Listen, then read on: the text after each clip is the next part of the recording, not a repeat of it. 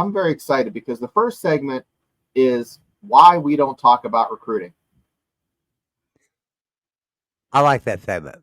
I do because you know it's like the Queen of England. It don't really matter. It's like the King of England. It don't really matter. He has no say. He has nothing. We have no say in recruiting at all.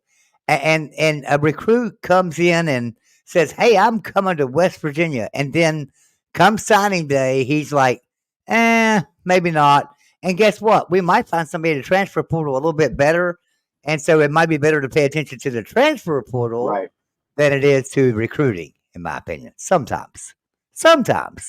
Yeah, it's one of those things that I used to follow, and I remember uh, back in the day, I'm sitting at my office at West Point, New York, and I'm like, Patrick White, Dauphin, Alabama, 3-star recruit, and that's probably one of the last times that I actually like remember what was happening in recruiting, because 10 years ago it was relevant and guys would stay a few years, but even like that kid Ford that was supposed to come here, and there's all these guys you get excited about, and it just doesn't pan out. So Nico was probably the last one I was super excited about getting, because I watched his game when he was playing high school ball in Arizona. It was on ESPN, and he came back and they literally carried him off the field before he went out for that last series. And I thought, holy shit, this guy is a stud. But I'm just wondering. I look back on recruiting at West Virginia, and I think to myself, if I look back to 2004 and bringing in those kids like Pat White, Steve Slayton, 2004, 2005 era, Pat White, Steve Slayton, Owen Schmidt, big Owen Schmidt, all of that. When I think about bringing those kids in, Pat McAfee and stuff, I think about these kids were not highly recruited at all. No. These were kids that were just overlooked by pretty much everybody. And Rich Fraud seen something in them and brought him to Morgantown and realized that he had to have a different style of play than everybody else to make West Virginia stand out and to make us good and make us, one of the elite teams in the country. And he managed to do that. Hats off to Rich Rodriguez for doing that. But we just didn't recruit big players. So people today that look at me and say, "Well, your recruiting is subpar. You're between 30 and 50, somewhere in there every year. You're somewhere between 30 and 50." Well, so what? Back then we were two in a way. If you think about back in 2002, 2003, 2004, we were lucky to crack a top 50 in recruiting. But them boys came on. Race. That's like placing fourth in a NASCAR race with just stuff that you've had laying around in the backyard garage. I mean, that's what we're talking about. West Virginia football is punching above their weight class, and they'll always have. So don't give me that nonsense that they're the 15. And I say this all the time. You're the one that let me know that this was the fact. The 15 most winningest program, and the most winningest program that doesn't have a national championship. So you can't tell me that they haven't figured out a recipe for success. And I think Neil Brown's doing a great job of recruiting. I'm very excited about who he has coming in this next year.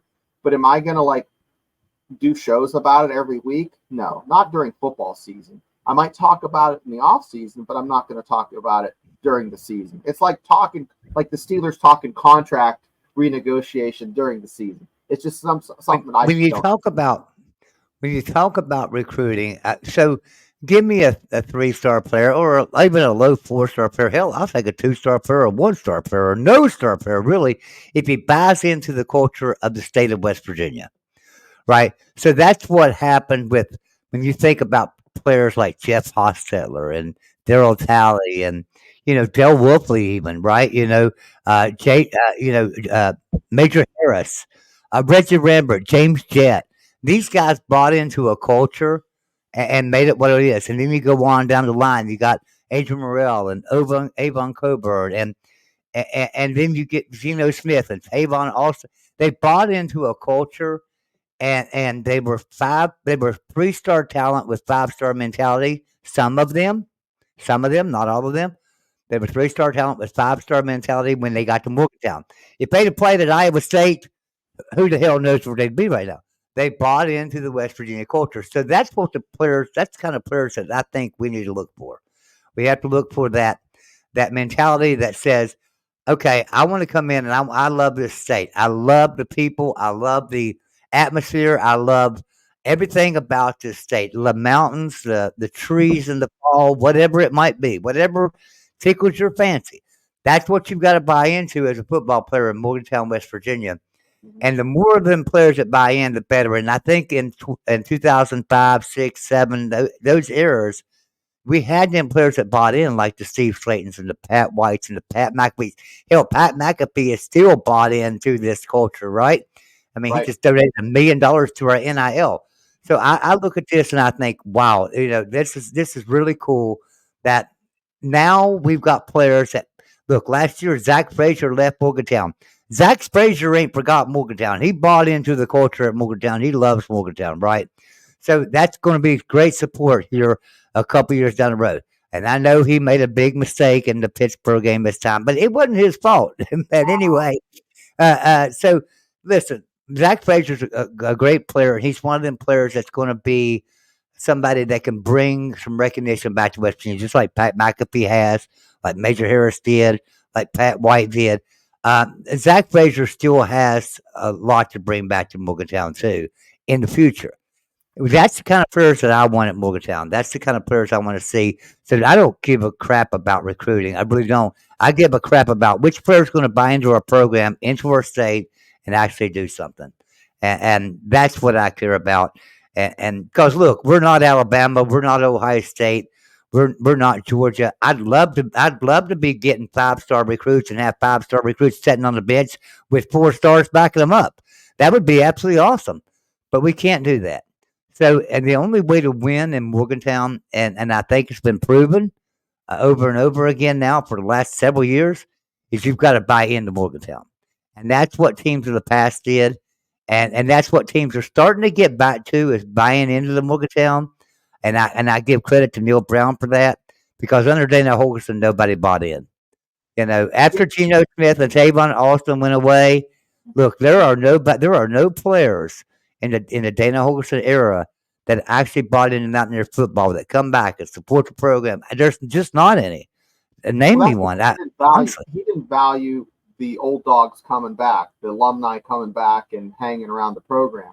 And I think Neil Brown right? has. And to Neil Brown's credit, you know, 2 weeks ago, ready to freaking hang him from the rafters. But listen, he has a good culture there. Yeah, his he does have a wart, and that wart is the fact that he can't. He leaves a few games out there that he should win. But you know, if he brings in some more talent, does that cure that? I don't know.